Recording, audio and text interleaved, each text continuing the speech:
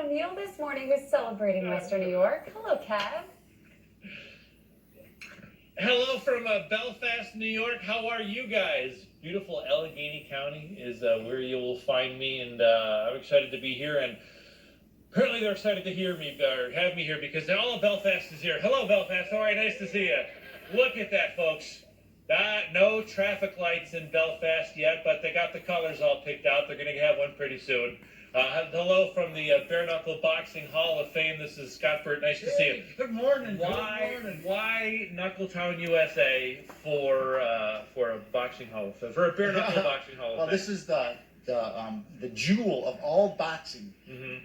Every belt you ever see raised, owes its origin to the one we got inside. As a matter of fact, that guy over there was a local.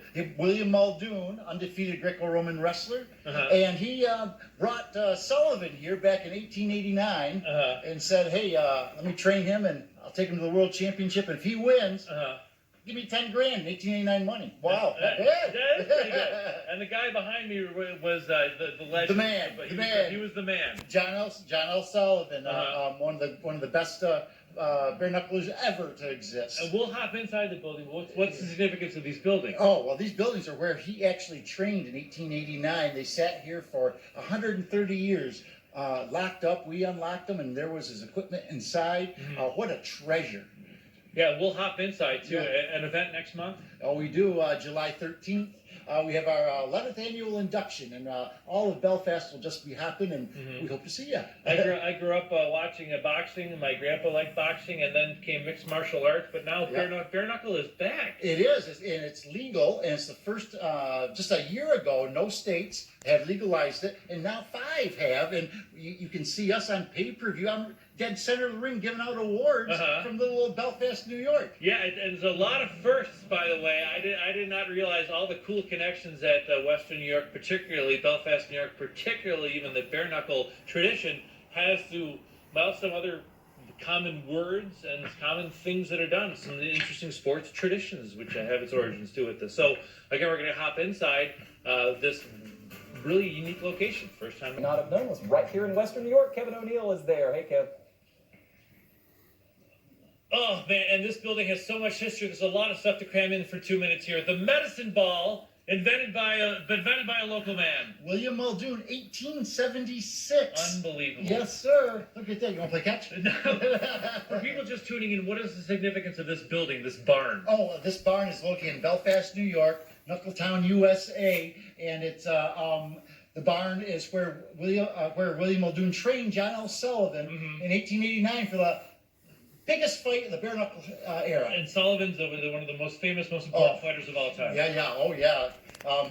Undefeated, the best bare-knuckler. Right. He goes in the ranks with Babe Ruth, that kind of stuff. So Sullivan liked to tip it back a little too much. He liked the limelight. He liked to live it up, and it's a little too much. So he came here to help train. He came here to train and found his match in Mrs. Muldoon. And the reason he found his match in Mrs. Muldoon is when he got away from Mr. Muldoon and had too much to drink, she didn't let him back into the house. So he was locked up in here. So Sullivan agreed, to get himself sort of self-sequestered into this room. Yeah, well, I don't know. I wouldn't say if he agreed or not, but he was put out here, that's for sure.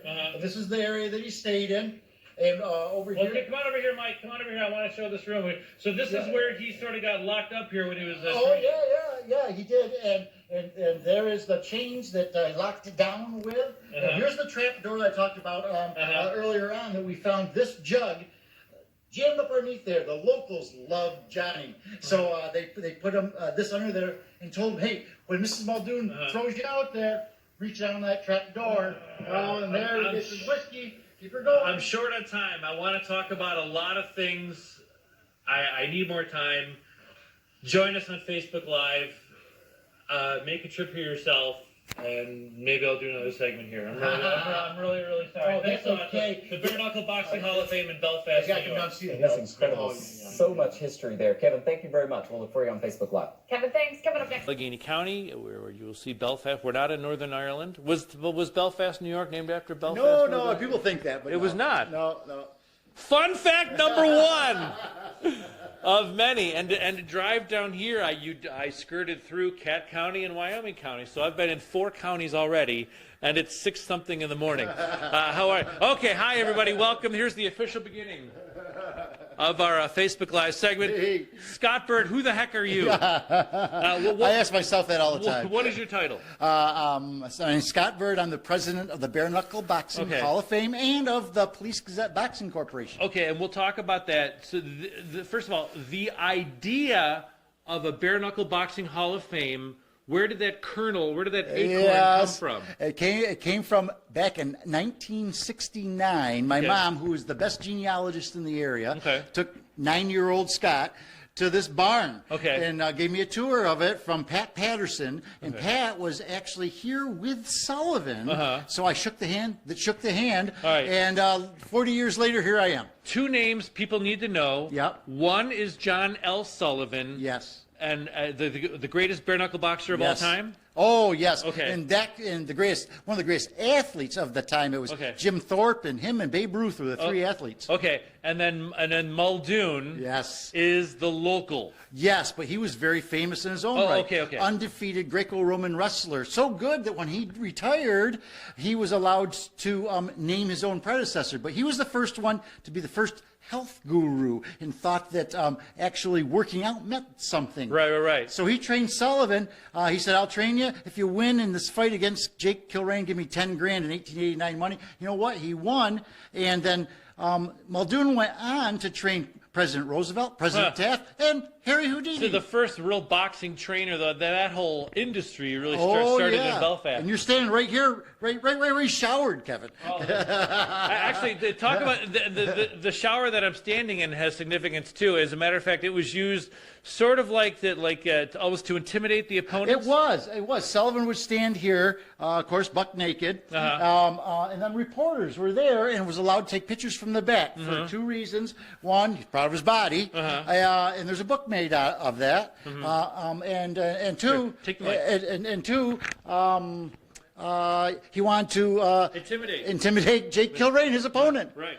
Look at that man. That's been sitting a while. Usually they're round, Kevin. The medicine balls have been around for a long time, but where did they start? You're standing in it. Right here. Yeah, 1876. William Muldoon is credited with inventing the medicine ball. Hey, kind of like that, Kevin. So it's invented by a local guy as part of the training, and they've come back too. Oh, you see people do all sorts of medicine ball workouts. Yeah, and even bigger, are the swing clubs. All these things that people inappropriately call, or incorrectly call, Indian clubs or bowling pins. Right. These are heavy. So what were these? How were these used? Let me give you that one, Kevin. They would swing back and forth like this. And from 1900 to 1920, it was actually an Olympic sport. And USA won. Oh, really? Gold all the time. But here, feel the weight of that. See. Yeah, now listen to this, Kevin. So when Sullivan came, he was on crutches. Okay. Watch out, I'm going to swing. 6 weeks later, he was running 15 miles with one of those in his hand. Oh, okay. I can. I can. Because it works on your shoulder. It works on your. Yeah. This is going to be a new thing, everybody. Check out my video coming soon. You too can get. But what are these called again? Clubs? Swing clubs. Swing clubs. Yes. What's old is new again. I told my wife I'm investing in swing clubs. She got the wrong idea. Okay. Let's first of all, this is not the original. Let's take a walk. This is not the original site of the barn. Oh no, we had to move them. It was on church property, and we couldn't. The way Muldoon actually left him to the church, we couldn't do anything there, even remotely connected to being commercial. Okay, Mrs. Muldoon was first of all, with Sullivan again, this boxer who loved to party a little bit too much, was brought to town. Mrs. Muldoon really cracked the whip. Oh man, she sure did. She said, "If that guy is drinking, he is not coming in my house." And so thus. Sequestered out to here. Okay, here we can all fit in here. It's okay. All right. Here, you and I come over here. Sure. Okay, so what the purpose of this stall? This horse stall? Lock him down. Lock him down. You're standing on the chains that he actually were around his wrists, and he was locked down here until the next morning. But he was, he didn't like training. But he loved Belfast. He loved going down to the Sundays to have dinner with the church ladies. But he befriended so many people that they came up to him and said, "Hey, Johnny," he said, when Mrs. Muldoon, locks you out there, reach underneath the trap door. Okay. And, when we moved these, Kevin, I could not believe it. I was crawled underneath there, and look at this bad boy. This thing was jammed up underneath there.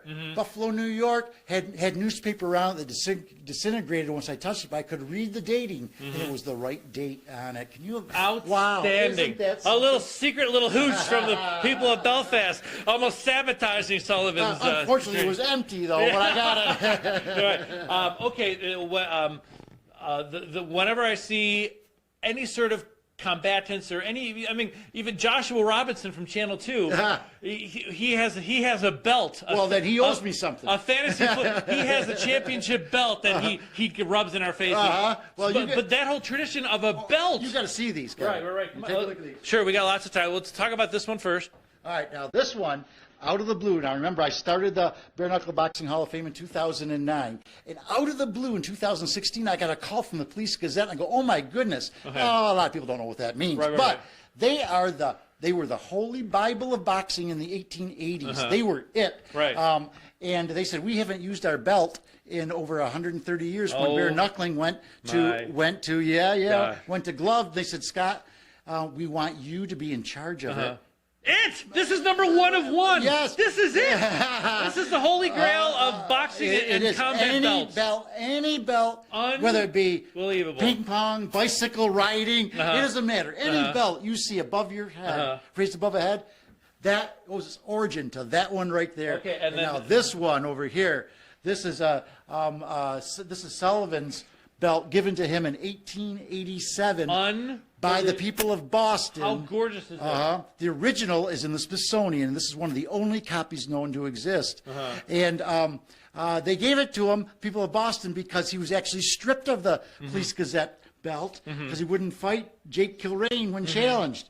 When it's cold out, I wear long johns. Of course you do. You're from Buffalo. That's right. Long johns. What's that mean? Right. That's right. Look at that picture up there. Now, he was so famous that he wore all different kinds of tights, but the people loved him so much that they wore him underneath their clothes, and he called them Long johns. Isn't that something? It is. It is. Okay, quickly. Well, you have to be quick. Next month here in Belfast, what's happening? Well, we've got our 11th annual induction, July 13th. Actually, it's July 12th through 14th, and the 12th we're going to meet over at the Old Masonic Hall. The Hall of Fame here. We own the most famous ring in the world. At least we think so. If you have watched Rocky II, Apollo Creed's palatial training, we own it. And we've refurbished it, and we're going to have Billy Backus is going to be there. That's outstanding. And he's going to be narrating his 1970 fight. Then Saturday morning, I've worked with the U.S. Post Office. We have a special stamping for our inductees. We tour our new Gazette offices, and then we have our induction. And this year, Kevin, we're expecting a lot because bare-knuckle boxing was never legal until 12 months ago. And now I'm inducting living people, so I'm going to get more people to come. Right. Bare-knuckle boxing is made a comeback and is now out of the shadows. It is now legal and televised and everything like that. Oh, yeah. So thank you. Congratulations with everything. So again, this boxing history here in Allegheny County, and if you're a sports enthusiast or an American sports enthusiast, certainly this is a great part of American sports history here in Belfast, New York, in these rather nondescript barns of Belfast where history was made, and it's filled with amazing items. Come on down to Knuckletown. Come on down to Knuckletown. Help yourself to a knuckle sandwich. I went to Canastota. We had a little place where we